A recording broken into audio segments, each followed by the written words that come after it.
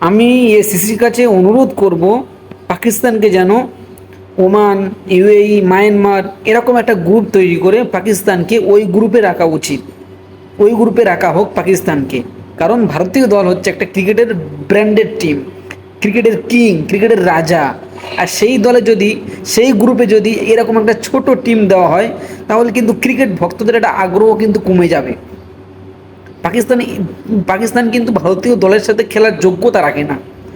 তারা একটা ছোট টিম, তারা সেই গ্রুপে থাকবে, ওমান থাকবে, মায়ানমার থাকবে, আর নেপাল থাকবে, সেই গ্রুপে খেলার তাদের যোগ্যতা আছে। তারা ভারতীয় দলের সাথে তাদের খেলার কোনো যোগ্যতা নেই। হার জিত তো পরের কথা, ও যোগ্যতা রাখে না ভারতীয় দলের সাথে খেলার পাকিস্তান টিম। ওই জন্য এসিসির কাছে আমি অনুরোধ করব, তারা যেন দ্বিতীয় যে এশিয়া কাপ হবে, সেই এশিয়া কাপে না যেন ভারত যে গ্রুপে থাকবে সেই গ্রুপে তাদেরকে না রাখা হয়। কারণ কালকে আমরা দেখলাম পাকিস্তান ক্রিকেট দল তারা 171 রান করেছে। তাও আবার কি, ভারতীয় ক্রিকেট দল 4-5টা ক্যাচ ছেড়ে দিয়েছে, ইজি ইজি ক্যাচ।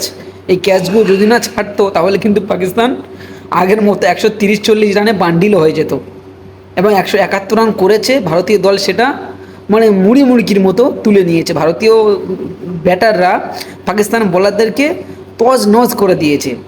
যেরকম ওমানকে হারায়, যেরকম ইউএইকে যেরকম মানে স্বাভাবিক ভাবে নেয়, সেরকমই নিয়েছিল পাকিস্তানকে।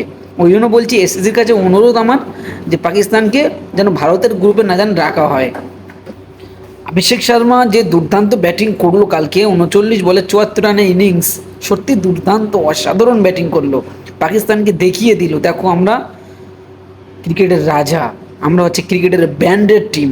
তোমরা যতই রান করো না কেন, আমরা সেটা খুবই সহজেভাবে তুলে দেবো। অসাধারণ দুর্দান্ত ব্যাটিং করলো।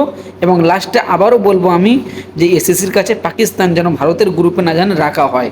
পাকিস্তানকে ইউএই, ওমান, মায়ানমার, নেপাল এইসব গ্রুপে যেন রাখা হয় দ্বিতীয় এশিয়া কাপে। আমি এটা অনুরোধ করবো এসএসসির চেয়ারম্যানের কাছে।